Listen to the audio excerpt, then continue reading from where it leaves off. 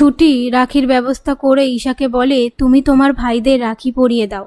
এরপর ঈশা অভি আর রেহানকে রাখি পরিয়ে গিফট দেয়। তারপর ঈশার কি কি মেকআপ প্রোডাক্ট লাগবে সেই নিয়ে অভি আর রেহানকে বলতে থাকে। অভি মেকআপের জিনিস নিয়ে ঈশার সাথে মজা করতে থাকে। তার মধ্যে ছুটি ইন্দ্র আর আনন্দকে রাখি পরিয়ে দেয়। রাখি পরিয়ে দিয়ে ইন্দ্রকে এগরোল গিফট দিলে ইন্দ্র একটু লজ্জায় পড়ে যায় আর বলে তোমাকে না আমার নারকেল দেওয়া উচিত ছিল। পাশ থেকে ঈশা বলে আবার সেই নারকেল।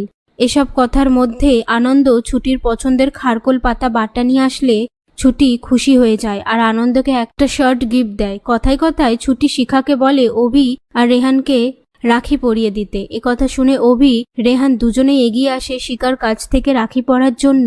তারপর শিখা রাখি পরানোর সময় ঝুমকি এসে বলে যেই হাতে ঈশা দিদি রাখি পরিয়েছে সেই হাতে তুমি শিখার হাত থেকে রাখি পরবে অভি? পাশ থেকে ছুটি বলে ঝুমকি এসব কি কথা বলছিস? সেই মুহূর্তে শতরূপা স্বর্ণলতাকে বলে এ আপনার পরি তো?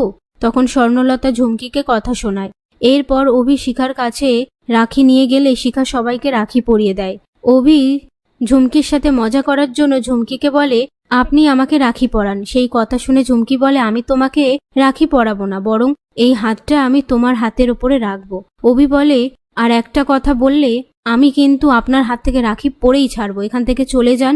সেই কথা শুনে ঝুমকি তাড়াতাড়ি করে বেরিয়ে পড়ে। তারপর অভি ছুটি আর আনন্দকে অফিসে আসতে বলে কাজের জন্য। ছুটি অফিসে আসলে অভি একটা ডিল পেপার দিয়ে বলে আমাদের বিয়েটা যেহেতু এগ্রিমেন্টের, তার জন্য আপনি কারোর সাথে বেশি ইনভলভ হয়ে যেতে পারবেন না।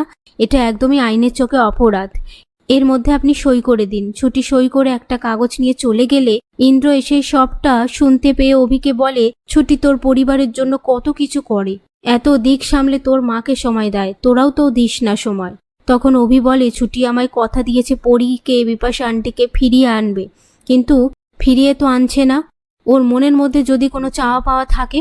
এই কথা শুনে ছুটি রেগে গিয়ে বলে আপনি কি বলতে চাইছেন? আমি পরীর জন্য সেদিন ঠাকুরের কাছে প্রার্থনা করিনি, সেটা আমি প্রমাণ করে দেব। এই বলে চলে গেলে ইন্দ্র অভিকে বলে ওকে আটকা যা। ওদিকে ছুটি একটা ঠাকুরের থানে এসে হাতের মধ্যে প্রদীপ জ্বালিয়ে ঠাকুরের সামনে বলে আজ এখানে এসেছি আমি পরীর জন্য, তোমাকে একটা না একটা ইঙ্গিত দিতেই হবে।